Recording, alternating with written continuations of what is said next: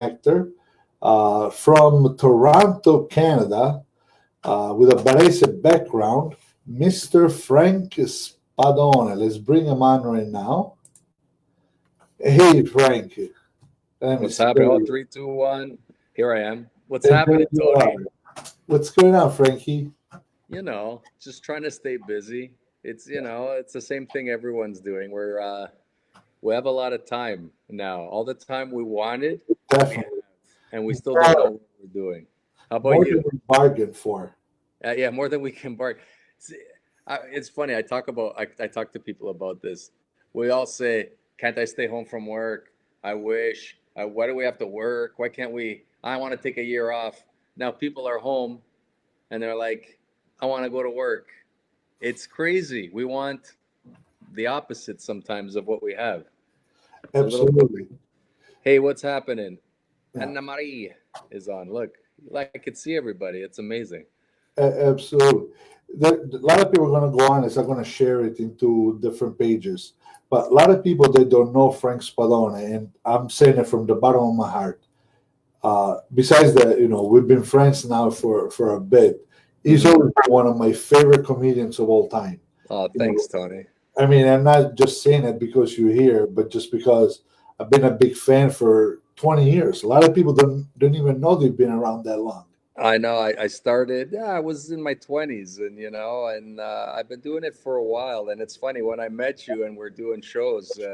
Then I got to know you. You said, you're one of my favorite guys I would listen to. I had your CD, and it was nice. It touched me right here. And now we're friends, and doing more Yeah, shows together. I can't wait. I finally got my. Well, I had my visa back in the day, and I got finally got my U.S. visa, and then they shut everything down, Manaj. But no, it's now I'm a big fan of yours. oh yeah, big fan. I mean, I really enjoy spending time with you and your family. But from the people from our channel, I want to know, how did Frank Spadone started? I know that you started the first time you were on stage was 23 years ago in '97. So Yeah, it's been a while. it's been a Uh, while. so how did that develop into a career? You know, it's funny because I don't think people who become comedians always choose or decide I'm going to be a stand-up comic my whole life, like from when we're young. I remember being a kid, I wanted to be a police officer. I wanted to be, I was always a drawer. I was always into the arts, into expression. So I would draw a lot. Then I got into photography because I liked, as an Italian, we like to use our hands. I had the camera in my hand. I like to have machinery. I like to have something in my hands, like a piece of equipment, but then still be artistic and compose a picture. Now, it's funny, I compose a picture with words, and how it got started was when I was I graduated from photography school. I was working with like the top photographers in Canada. I wasn't doing weddings, I was doing commercial stuff, cars, Yeah. fashion, men's clothing, women's. I know there's a big um, bridal sort of stores in the States, more like the Philadelphia, New Jersey, New York Yeah. area, called David's Bridal. I don't know if you heard of David's Bridal. They sell a lot of gowns, bridesmaid dresses. We shot their catalogs. Anyway, everywhere, every time I worked, people would be like, Frank, tell us that story. I heard you used to live at home with your parents. It's like, yeah, I'm not allowed to leave until I get married. That was the old joke, right? And what did you do? I go, well, my mom made this. He goes, oh, you used to live with your parents. I go, all this stuff. And I would just tell stories. And it's funny. I started getting hired in photography because of people liked hanging out with me. I did my work. I was a big guy. I carried the equipment. I knew my lighting. So you weren't Like a model for like Playgirl or anything like I that. should have. No, we never did any. We did some swimsuit stuff though for like Okay. Canadian, the Bay up here in Canada, and we did swimsuit model. We did like the Canadian synchronized swimming team for an editorial in a Canadian magazine. Um, but I kept getting asked to work, and the art director and the clients would tell me, "Hey, Frank, we asked for you to be on this shoot because not only you're a good worker, but you're so much fun to be with, and we love your stories, and you should do stand up comedy." And that was one person. Then another person, you should do stand up comedy. Then I met an art director and said, Scott McMahon, who's still a friend of mine. he said, Frank, if you want to do stand up, here's the phone number to the club, and call them, and they'll put you on at Tuesday night amateur night. As people are saying hi everybody, who's that? Oh my God, my Carlo, what's up? Carlo Russo, he's on. I just kept getting asked to, get on this job, and then finally Scott said, call this place. Um, I finally got a chance to be on stage at the Laugh Resort in Toronto, downtown. Used to be on Lombard Street. Beautiful club, one of the best clubs around at the time. Um, and I did my first amateur night. I did 5 minutes. It went by so fast, but I remember laughter. I remember people clapping.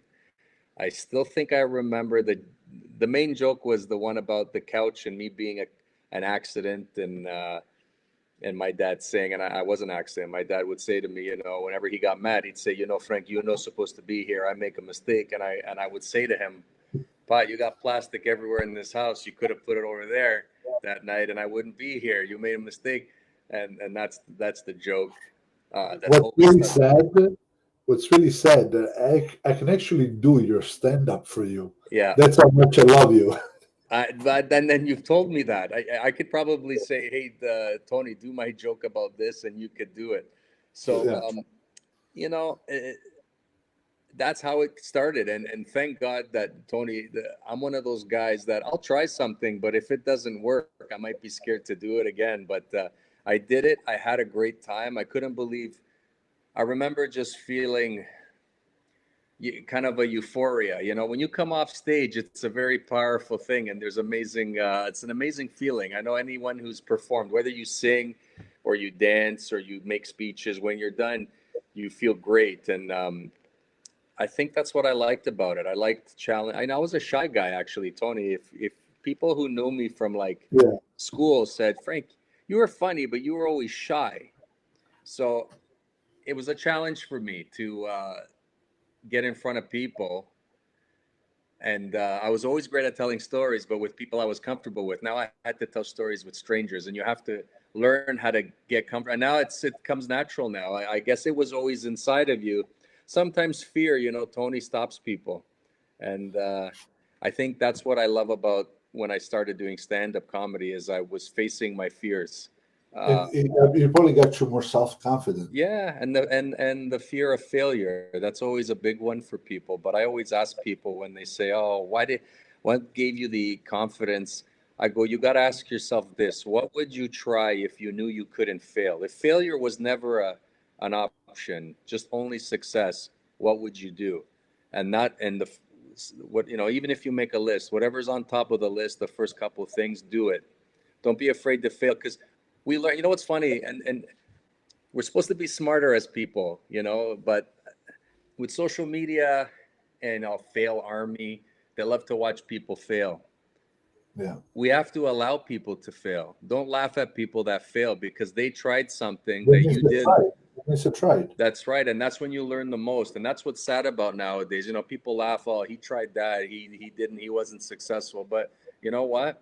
They tried, and that's True. what's sad sometimes about. It does take guts to be in a room full of strangers Yeah, and present the material that you don't know how what their reaction was going to be. And also, it's not just for the first time because yeah, something that might work in one room might that's not right. work in the next. It might It, not.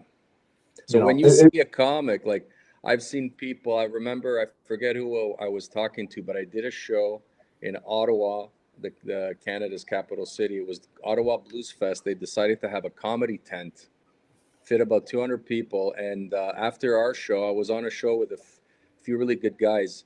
After our show, Louis C.K., who now is having his own problems, he was on, but it's not about him so much. But someone said, "Oh, I saw him a couple years ago in a little club. He stopped by. I didn't think he was that funny, but that night he ripped it apart." right. Sometimes comics go to a comedy club one night just to try things. He might have been doing new things, or you caught him on an off night, or it's true, like you say. Sometimes the audience doesn't relate to what you're doing. it's a weird fine line, you know, Tony. As comics, we want to be original, Yeah. so we stand out, but not original to the point where people don't relate to you. You have to be able to tell stories that everybody understands. But maybe what's original is your character or how you deliver things. But you have to be original, but you also have to be very common to everybody, because it's and We know. that's the science and chemistry of comedy.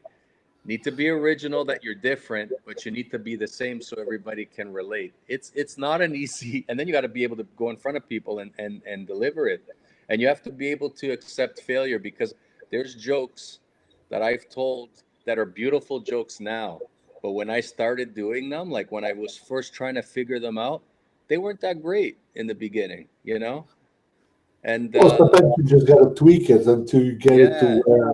even a word or the a pause. Sometimes people think I got to find of a funny word to fit that spot. Sometimes no words is better. And you wait and you look at the crowd, let them figure out what they're relating it to.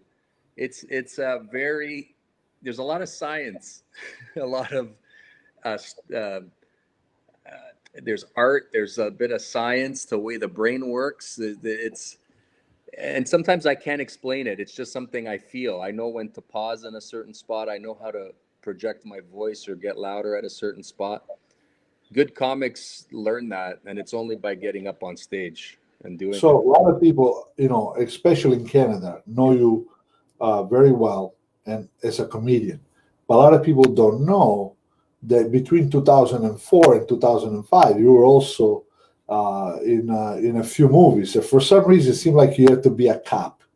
Yeah, You do not look like an O'Reilly to me, but that's my opinion. and that was the funny thing, Tony. I know which movie you're talking about. Harold and Kumar Go to White Castle. I think Correct. that was the second movie I did. The first movie I did was How to Deal, and that was with Mandy Moore.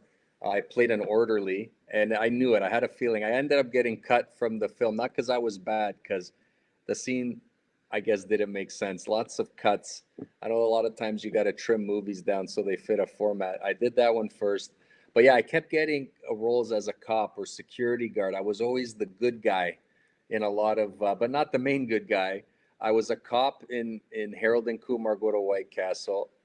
All the other policemen had.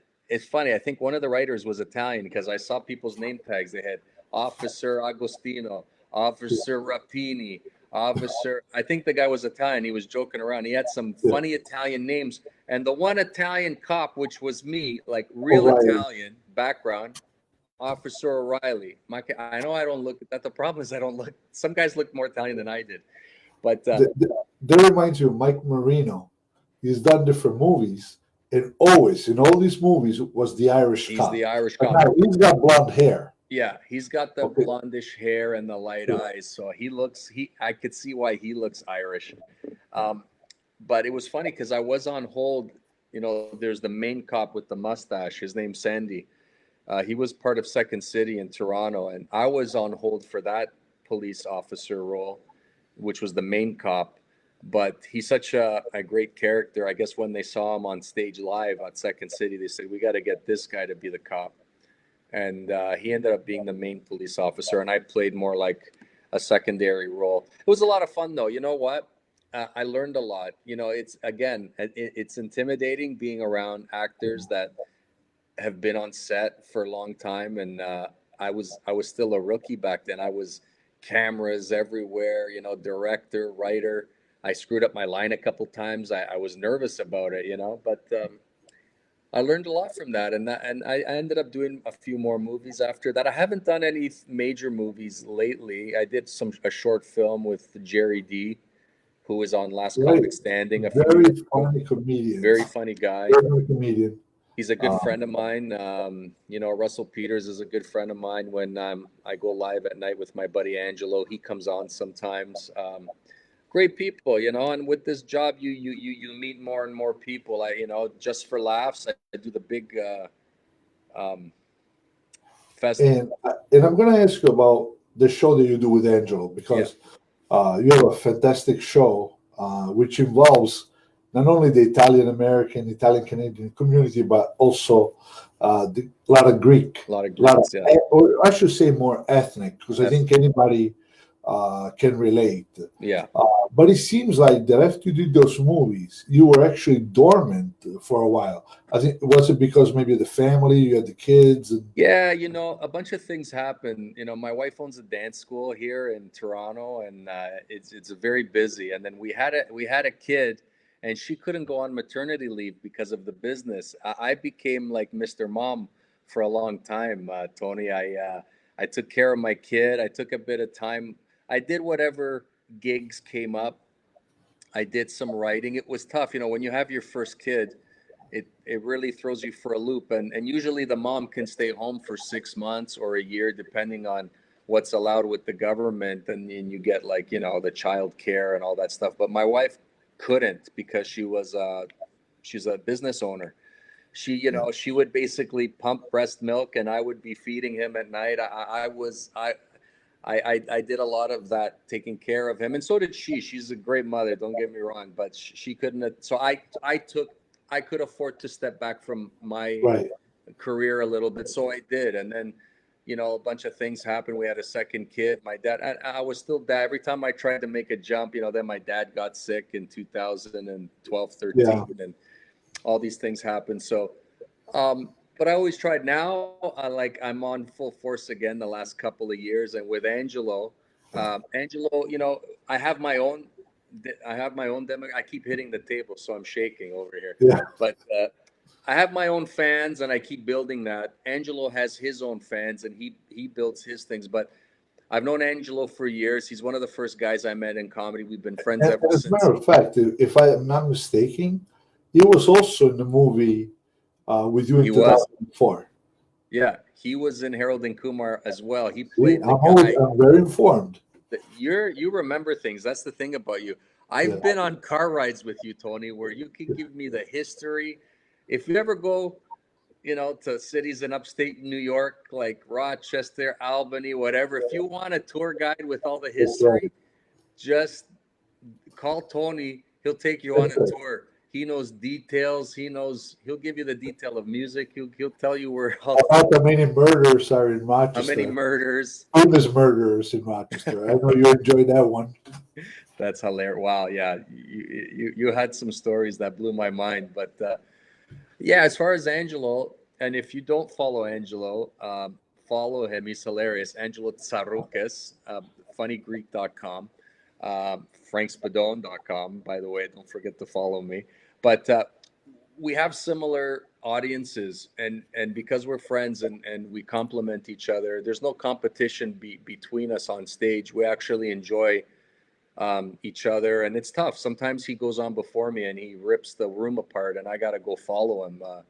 But we love being on shows together, and we expose each other to each other's audiences. But we keep growing our audience, which is great. That's the great thing about Angelo. And you find some people in the business you love working with. He's one of those guys, and he's a good friend off stage anyway. Um, but I've been lucky. I've done some great shows with great people. Angelo's one of them. Doing Just for Laughs, I've met some great people. Joe Coy, who's got a special on Netflix. A good buddy of mine, he's Persian. Maj Jabrani was on Superior Donuts, TV show in the States. He's from LA, and he's got a Netflix special too. Just been like, that's what you want to do. And they're all, a lot of them are ethnic guys. When I did the festivals, especially the big one in Montreal, Just for Laughs. They have themes, and the ethnic show was a big one. At first, they did Wise Guys, which was Italian, and I hosted it Yeah. sometimes. Sometimes I was one of the main acts, and that's where I met guys like Mike Marino and John Caparulo and another John. Oh God, Tammy Pescatelli was one of the first people. Comedian. Those great. She still rips it up, and she's a hilarious powerhouse. Actually, She's even funnier when you know personally Luca yeah. Palanta, her husband. Oh my God, he's By knowing hilarious. Luca and then you listen to her on stage talking about her husband, that's when you really enjoy Yeah, it even more. he's hilarious too, because you've had some shows. where he was Yeah, and with he was Tammy. there. And I got to meet Wheels too, Michael Wheels Parise with your shows, and Yeah. just met great people along the way, and I forget your question, but I know it started off with Angelo, but No, and Angelo, so what can they expect when I know it's a different tour? I remember the first time I saw you guys, at least some bits and pieces, was the one face, one one face, race, one race. Razza. When yeah, because every time you meet Greeks and Yeah, Italians, that's the big saying that comes up. Una faccia, una razza. So then we thought, let's do a show like that.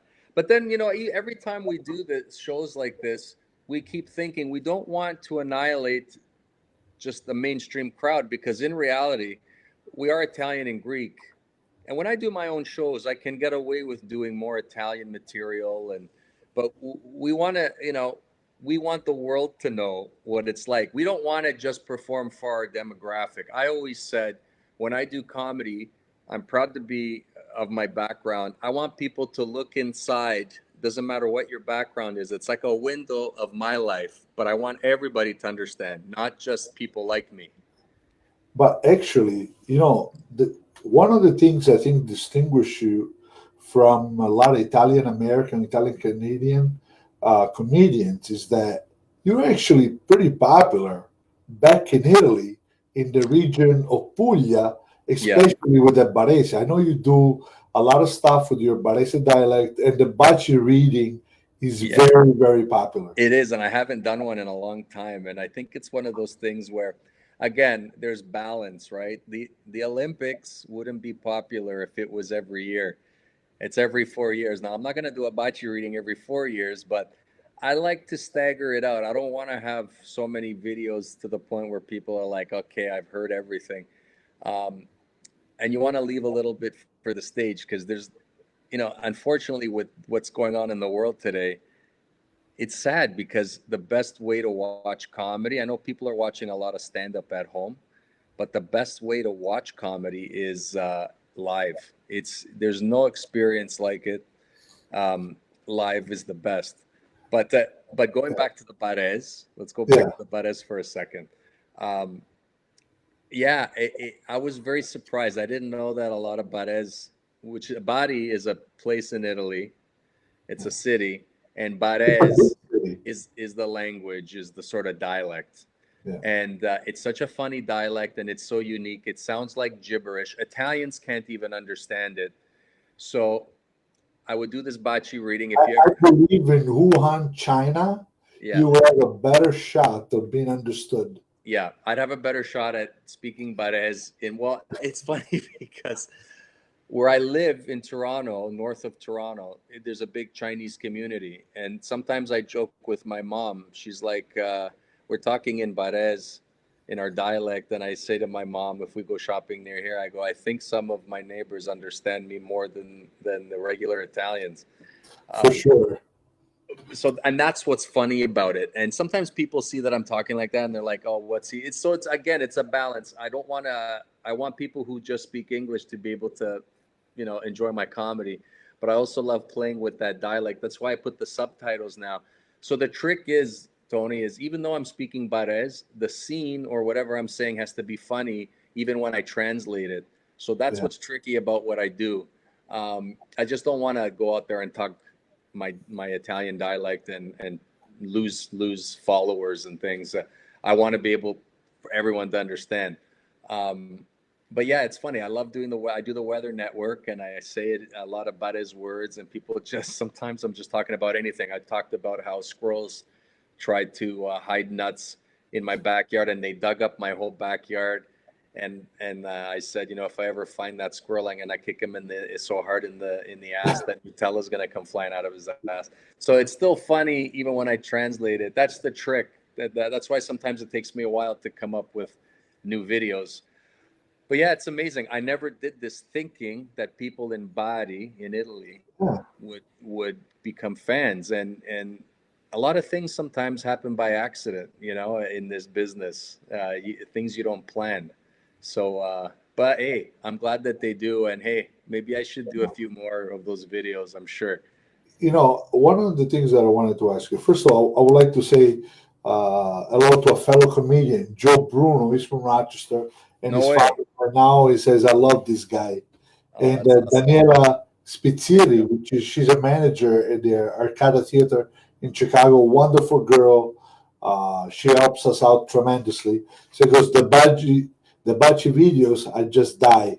So That, you do have a lot of fans all over the place. People that not they follow the Barese in you, but not necessarily they're from there. I'm Sicilian and I still enjoy it. that's great. So one of the things that I wanted to ask you, and I, what I by talking to a lot of comedians, and I find that they split on this subject Yeah. uh, because of COVID-19. Yeah. We really don't know. We can definitely we don't know when we're going back to work. Yeah. We don't know how, in what capacity we'll be back to work, between giving spaces 6 feet to 12 Yeah. feet rows.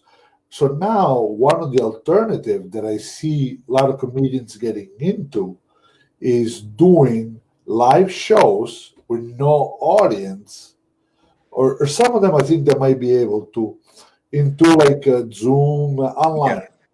I love Now, the way you say Zoom, by the way. It's a Zoom. oh, Zoom, Zoom. exactly. Zoom. Zoom.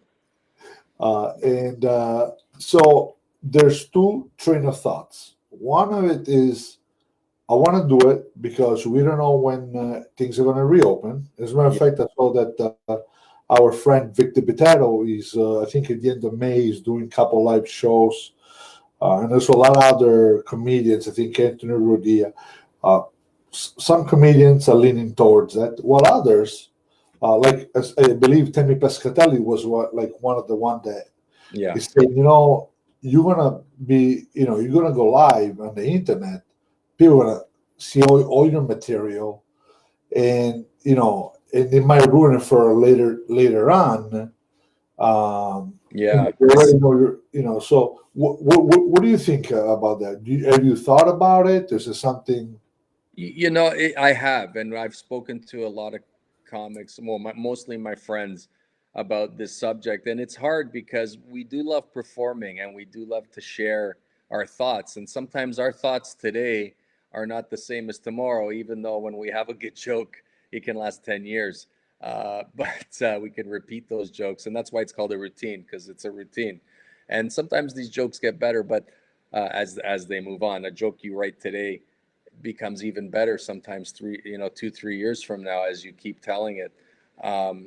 But I'm a little torn. I think I like to wait a little bit because I don't know how long this is going to take. Like in 2 months, if they say, hey, comedy clubs are allowed to open, just stagger the tables a little further apart and make sure there's 6 feet between groups of people that are together, that whatever, they're either their family or friends, that they're always together anyway. um, I don't know the rules. I'm not going to make the rules, but at this point I'd like to wait a little bit. As far as people stealing material, people are if people are going to steal, they're going to steal anyway, because whether they hear you live or they hear you at a comedy club. Not so much as stealing, but the fans already will see your show. The whole Oh, I thing. see what you're saying. I Yeah. don't mean by actually other comedians stealing it. Here's the reality, though, Tony, is, and I agree with Tammy that, like, I'd rather wait a little bit, but I do think in the future, when technology, like, or the screen we're watching now, when that gets better and we can control it better, kind of like a pay-per-view. The thing about comedians, we need to hear the laughter. We need to feel the energy of the audience. We can't just do like a Zoom and cut people's voice out, because we need to hear it. We need to hear the laughter. And we're so used to the energy. Maybe the next generation of comedians, if they're doing stuff on a screen, maybe they'll just get used to it and know how to do it. Um, I enjoy having the crowd around me. Uh, I think it can work and maybe we can get used to it. But I think the technology, like Zoom, has to get better in a sense that what I worry about is sometimes you get idiots online, and because they're not there live, they're behind the screen. If they start yelling things out and interrupting you, and if they had too much to drink that night and they want to they can ruin a show. That's one little worry. There's many other things, but and then where do you do it? Do I do it with my kitchen, or I have my Right. kids in the background? Maybe one day there'll be things like a room you can go to with cameras set up and lights that you can do it, and it's very professional, and it'll be like pay-per-view, you I, know. I Pay think that, $30 and the family, you watch it one at of the home. solutions, I'm not sure if there's already, I'm sure the technology could do it because they do it between countries. Yeah, What I would love to do, if that would be possible, because I work a lot with the Uncle Louis Variety Show, yeah. manage them, My boy. and that's one of the things that, yeah, they love you, Frank. No, That I love Carlo, them too. They're great. the show in Toronto was fantastic between you guys. Oh yeah. But what I was going back is that what I think a solution could be, even when things hopefully stabilize and it's 100% And back they to normal. will. They will. Yeah, but to do it with a restriction in where it could be viewed. So, for example, one of the, it's hard for us to get to Europe Yeah. or like Australia. I'm not sure if you've been to Yeah. Australia. I've been with Uh, Angelo. We did yeah, shows there together.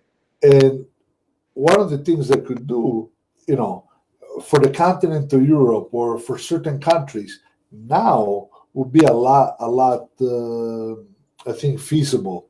So, for example, you say, okay, I'll do the Zoom or whatever, charge so much, but then only the content of Europe can see it or the content of Australia, and maybe one of the show where you have live people Yeah.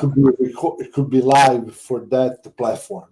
That's a great idea because, sometimes, you know, maybe it's just one place that wants you to do a show. And by the time you fly there and by the time you pay for it, then you got to go 2 days ahead of time. By the time you get used to the time change and everything, you know, I do believe eventually, because look at what's happening in our homes. We're not going to movie theaters as much. We're renting online. We're watching Absolutely. Netflix at home. Movie theaters are starting to become smaller again, not so big, little small. And look, it's still great to go out to a movie theater Yeah, and grab popcorn. It's an experience even with the family. But I think eventually, Forza Bari. By the way, I see John's comment, and uh, I saw Daniela Spitzeri. I can't even speak with the Bachi readings. I'm gonna do more, but I think eventually, Tony, I think you're right. But I think, look, things are gonna go back. We had the Spanish flu, like I said. There was been things happening in the past. audio. There's no way that we're not gonna be able to go out anymore. Now, I think you're right. What I think might happen is, let's say I do a show in tomorrow, a show in Toronto, a year from now. Yeah, Maybe with the new technology, and maybe I'm giving out an idea to someone who's very good with cameras and computers and networking. Um, you film that night with an audience, and maybe, like I said, the audience might be staggered to start. We stay and away do from a each pay per other, view. but eventually, Tony, I think, let's say you have the Uncle Louis Frank Spadone show in Rochester in a, let's say, a nice theater somewhere. You put cameras up and you can sell it to the continent of Australia only. Because since we're Yeah, going to be going to, let's say, Chicago and Pittsburgh and Detroit and all those cities, we don't really right. want to give away the show there. Yeah. We want to be able to do it live. I was just reading Carlo Russo just commented. He goes, "You need to do it in front of a crowd," which For I sure. do agree. I I do agree. agree. It's the best way. It's the best way, And then honestly. the other thing is this: so many people are asking, "Can you say a few words in Barese?" Are they saying it? My God, I have Yeah, my a lot of contact people lens. are asking. Don't Speak have my pugliese, Frank. parla bares, ma don't check man. All the you're gonna see the other people. Okay, bye. I don't get it. No, estamos do que Tony Napolitan, the Tony Napoli. So you're like, is this part of you brown and the middle's white and the bottom's strawberry, or what do we got? You're like a No, the trena. bottom I got underwear on. I got underwear. The It's shirt, like the top. the Nia. I remember people, Tony. This is funny. People would say, "Have you ever had Neapolitan ice cream?" I'm like, "No, I've had Tre Napolitan though before." Like, I never knew what Neapolitan meant as a kid. I would Yeah, actually tell my Canadian friends that only spoke English, you never had a Napolitan? And like, what's that? I go, it's the best. You can buy it at the store. Sta faccio tutto quanto, but is everyone bares? Like I see so many Fazzari. yeah. What's Angelo Fazzari? Cosimo Di What's up? Bella, What's Gian up? Contenuta. Bianjuic. I loved your show. Oh, I know. You know what? I know a great show, Ralph, in Chicago. I got it. We're gonna come back, right? We're gonna do more. I have cousins in Chicago. Are you from Addison, Ralph? Addison's such a great area. I Yeah, know I've done the show at the Onesti Theater. You do yeah. shows with the Uncle Louis show, and I think you were. Hopefully we'll be there Yeah, on what November month is? 15th. November 15th at Listen, I really hope in November we can yeah. start October, November. I'm booked for shows in October, November, and I really hope that we can fanupik the Barzellette and joke Yeah, around. Ralph Sovaglio is a great guy. He always comes to our shows. We've done a lot of stuff with Onesti and Daniela, also at the festival. They have this great festival that they do have one in Addison as well. But Yeah. the one we've been going to the last few years has been the Taylor Street Fest, which is Oh, nice. incredible. Great crowds, great ambiance, great food, you know. I know So, Madalena. She's from Los Angeles. She's a paisan. Proprio da Trigiano Bar, Trigiano. And in the Chicago, Addison, the city of Addison, or the township, I don't know what it is yeah. actually the sister city to Trigiano, where my parents were born. I was going to ask Maddalena, how's the Italian community there? Stony Barres, Stony Italian, because Tony's been asking me, because Tony produces a lot of shows, and he's been wanting to take some more Italian acts to the Los Angeles area. So let us know what It's sometimes you have e club, whatever they call them. Like we used to have the Trigiano Social Club Yeah, here, you or know. the Pares Social Club. We had a bowling league. More bowling balls went flying into people's heads, Tony, than they did down the alley because they get into so many fights. It was hilarious. Um, we have a bit of a temper. Some no peak. Un pochettino, No, peak, peak. You guys say un poco? What do you say? un We say no pochettino. peak, no peak. A pick. Pick Is it's there in Sicilian. is there any words that you can't Translate? figure out why Bares say it the way we do? Like, there's one where everyone tells me, how do you say like a young girl in Sicilian?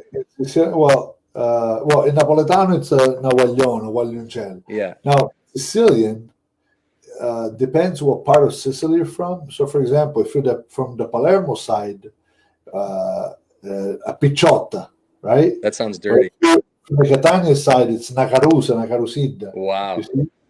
So it's different. Well, it's a big region, Sicily, too. You know, it's got 9 cities. Yeah, If you want, I can start breaking it you could down. break it right down. We say apichued. We say Uh, apichued. I don't know how that came. and a piccerida. Piccerida, maybe that's where it comes Yeah, from. piccerida. Apichued.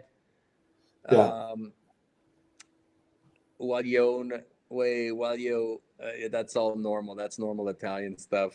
There's so many words that are. I know Madalena just said everyone is home right now, but when things get back to normal, um, if there are those Italian areas, we definitely want to. I mean, me and Angelo went there, had a great show in Los I Angeles at the know. Barnsdale I know Theater. we discussed actually with the Honesty Group.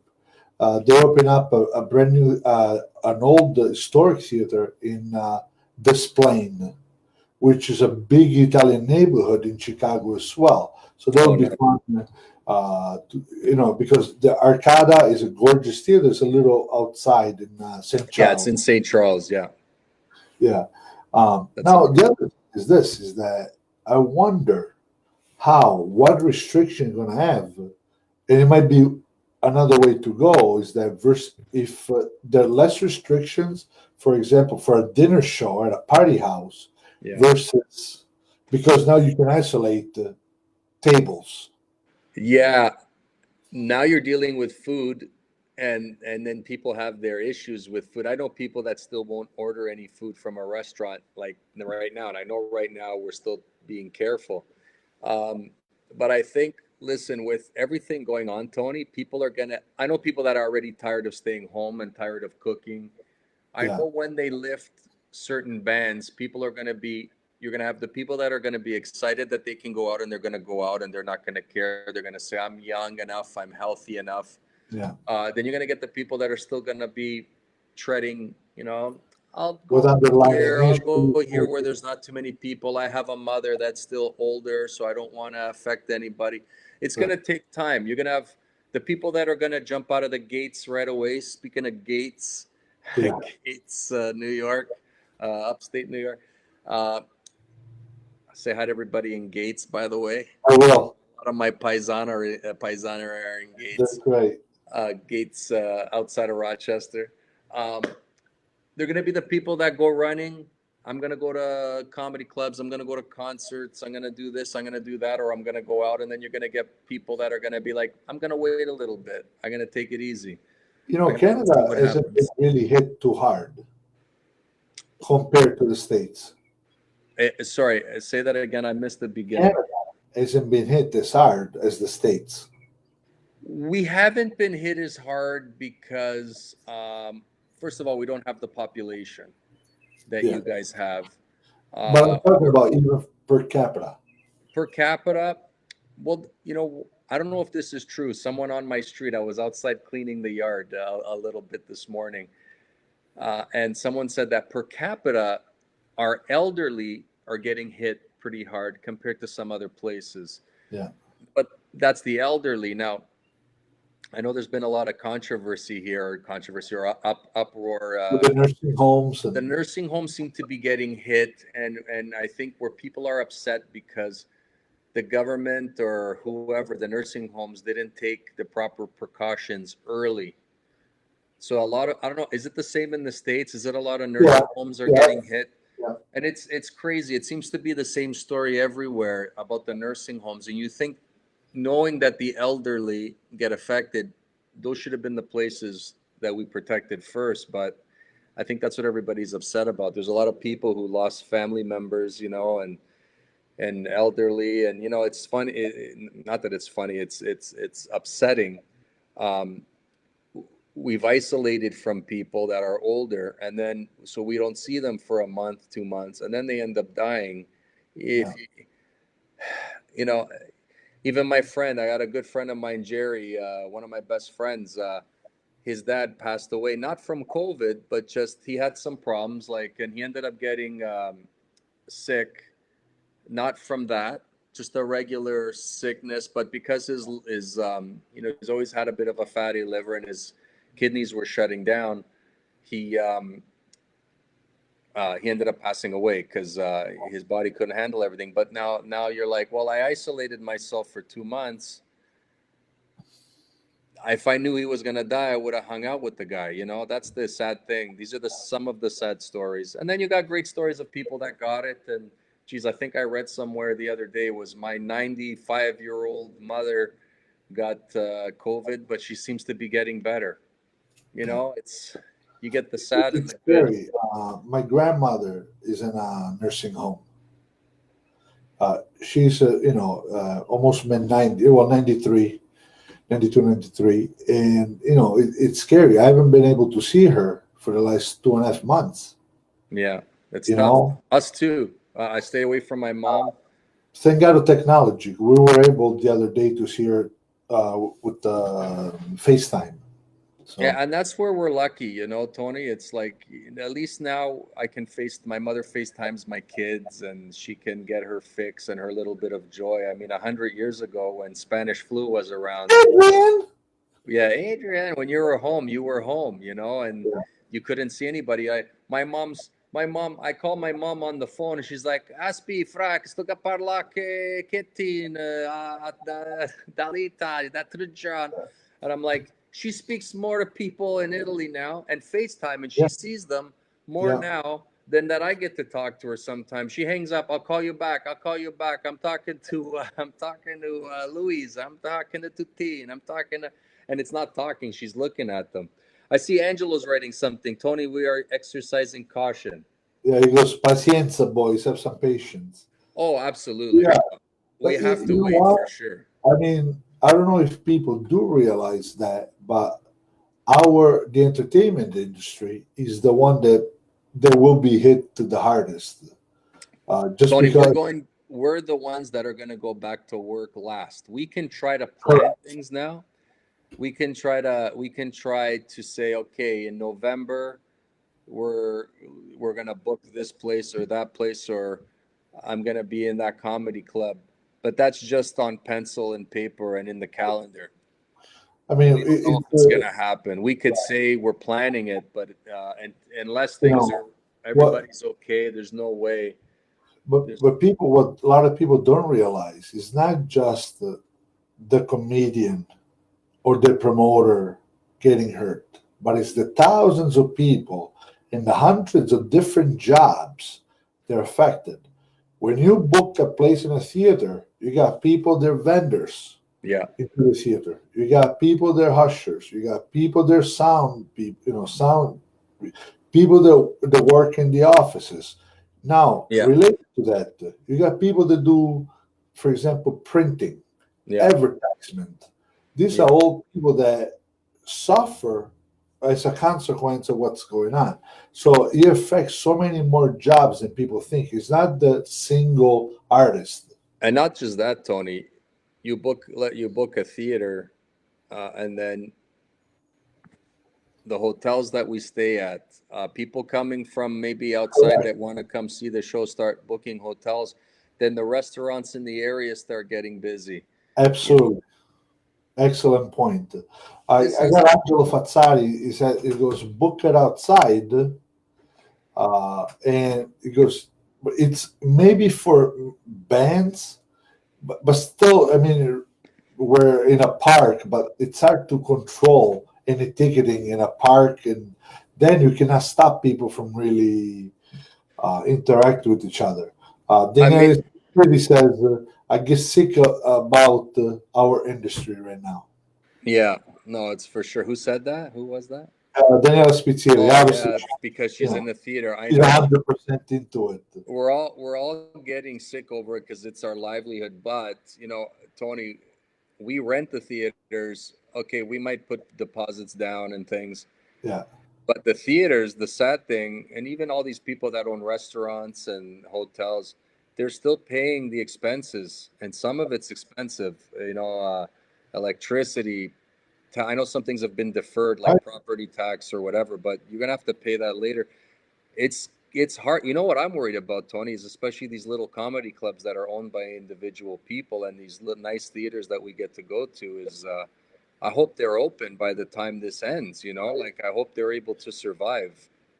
and even when things will go back to 100%, I'm not sure in Canada, but in America, as of now, I know it's going to get better in the next few weeks, but as of now, there's over 30 million people in unemployment. Yeah, So a lot of people been hit hard economically. So yeah, when we go back, and even if we can proceed 100%, uh, people that have been affected economically, the last thing they want to spend money on, it's into the entertainment industry. They're going to spend it on yeah. food and necessity. That's right. That's first. If there's something left over, then they spend it on the entertainment. But I think eventually when things get back and people get back to work and back to jobs, hopefully people will have people will want to be entertained, that's for sure.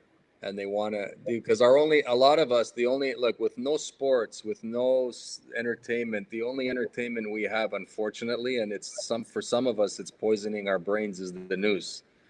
And Yeah, it's great to keep updated on the numbers. It's great to keep updated on what we're allowed and not allowed to do and when things might open. But I have a lot of friends and family that like there's a lot, they think there's a lot more going on. There could be a lot more that you're getting into a whole other world of conspiracy. Why is the government keeping us closed? And yeah.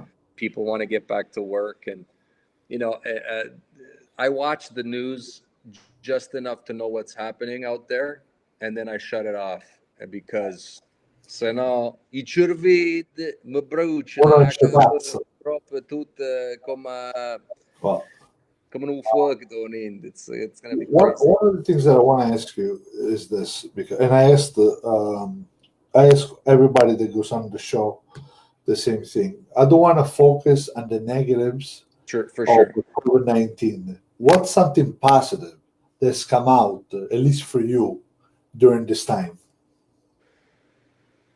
The great thing about this is, as I realized, I married the right person,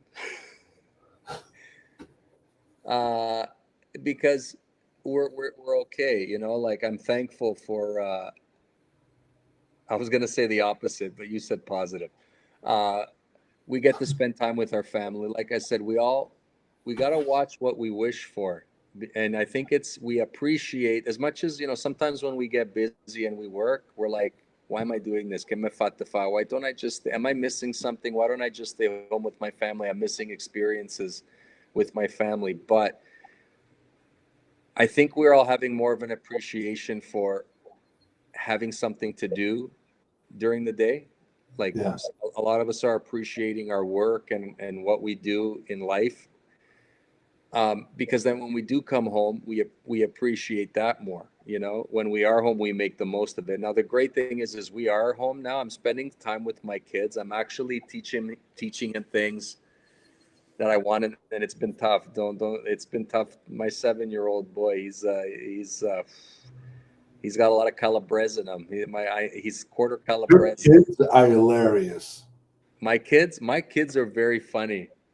Adrian, okay, Yeah. his sarcasm, uh, it's a funny He's dry sarcasm. and sarcastic. He definitely has a combo of me with the Bares and with his Yeah, mom is half he, his you know, mom's half.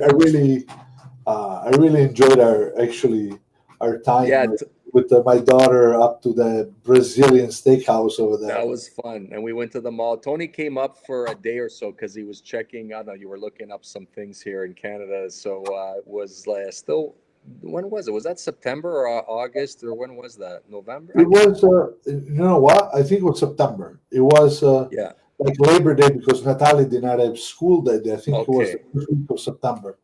Yeah, so Tony came up with his daughter Natalia, and we had a great time for that day. It was fun. It was And real yeah, fun. and you got to see my kids, and yeah, they're characters. I tell you, he definitely better pick something, the little guy, because in school right now he's not. I don't know how the other people are at home here that are listening, but people are. I think people are having trouble with their young kids. People with young kids, this has been challenging. But Yeah, what's great is I get to see what gets him, what motivates him, what he lacks maybe in school. That's what I'm glad, because sometimes we get so busy in life that we don't pay enough attention to what they need. yeah, So this little break, call it little, this pause in our life, um, it's been good for that I can see what's going on with my kids, and I can maybe help them in the future, for the future, get him some more get him some more teaching, and yeah. just see what he needs, because he does need a lot. um, yeah, we're more present with the family right now, which is a good thing. And listen, people, I know we love to complain, oh, we're stuck at home, this and that. Listen, back in the day when it was World War II, World War III, and some of our grandparents were Yeah. going through that, they had bombs going off over their head. Okay, we're home, but at least we're healthy. I'm still eating and having a nice glass of wine at night. It's Right. for now, and uh, we're okay. We have what we have, and we're paying the bills, and that's. I know there's some people that are really have made great money, and nothing's changed for them. Thank God, nothing's changed for us so Yeah. far, and we're all worried about work. We're all in the same boat. Unfortunately, I feel for the people who live check by check, maybe, the people who, some of the people that live down, like, in maybe single families, like single moms, It, single yeah, people that I'm sure it's been tough. I'm it's sure it's been tough tough. for some of them. As we're getting towards the end of our show, we just got a few minutes. I wanted to ask. First, I want to say hello to Patrizia Casazza. She's from Montreal. What's up, Patrizio? Unfortunately, the last week we had to postpone the show. That's right. You were And, supposed to come. we had people that actually, as soon as you mentioned Gates, and Anna Maria Padalari goes, I'm from Gates, proudly. Yeah, right on. But what I wanted to ask you, I mean, because you've done many shows here in the States, Yeah. okay? Have you noticed a difference between like the way your comedy is perceived by Italian Canadians versus Italian Americans? You know what's funny is I thought I had it figured out, Tony, and every time I do a show, it's different. So obviously, like I think certain parts of obviously of Canada, we're not as many generations in. Like a lot of Canadians still understand their Italian language background, whether it's a dialect or whether it's proper Italian, you could figure it out. So it's easier to do the Italian shows here, I think. Yeah. But in and I found when I went to do some of your shows, like in Buffalo or in where was the place we went to? No, that wasn't. It was the Bad Boys, but it wasn't necessarily an Italian crowd. It was last year. Maybe Albany, No, there was another. What's that other place where Buffalo, Syracuse. Uh, I can tell you right now, Utica? one of Utica, the it was Utica because we had the Utica oh, Greek. Utica. You're correct. You're So right. that place I found I couldn't do as Perfect much. theater, by the way. What's that? Beautiful. Oh, One of my the favorite one of the theaters in best the city. theaters, one of the best theaters in Utica. I found that I know sometimes I had to stay away from certain Italian material, but then the weird thing was, Tony, last November, at the end of November, I went to do a show for. Now it depends who hires you too. This was a Pugliese organization, but I thought, St. okay, John University in New York. that's right. When I did the Aparece the Club. theater in St. John's, beautiful little theater, and I did it in front of Bares, part of sort of like a club, but they sold tickets to everyone. And I thought, okay, New York, they're three generations in, they're not going to understand as much. But the minute I started saying some Italian words, they were laughing. They wanted to hear more, and I learned a lesson there that maybe I should have asked some more questions, and To try to what fill we the could. crowd. Yeah, and I was worried that they weren't going to understand it, but they did. So it's mixed. It really depends where you go and who hires you. But you know, it's the same thing with when we travel the Uncle Louis show. Yeah, They already know. Then when they come to Rochester, they can use more Italian phrases because it's a yeah, lot more understood that's versus right. if you go to a different upstate New York City. But in New York, I mean, there's a lot of first generations as well. All depends. You're right. Who the promoter is. Yeah, Did they target the more Italians first generation, or did they target yeah. everyone, or the third generation? Um, and then what was I going to ask you? I have a feeling that you really idolize me. The reason why I do. I'm saying that because I found something today when I was going through some of the stuff you sent me over the years. And I want to show you this. You see it? All right, on. Yeah. Oh, what? What Oh, is yeah. it? I You am see, Tony Napoli. it's And you it's a put, little bit. What does it say? it says, here it is. Oh, I am Tony Napoli. Yeah, and you see how And I with the beard. put on me So I'm sorry. I think you're frozen up. I think we just lost Frank. sunglasses. Um, but anyway, Turn. I'm sorry you had to end this way, but we are at the end of the show. Just would like to thank you, Frank, for spending this hour with me. Like I said, you're one of my favorite comedians, and I always loved working with you. So I'd just like to thank everybody, and hopefully see you guys in the next day or two with a different comedian than a new show. Thank you, everybody. Have a good day.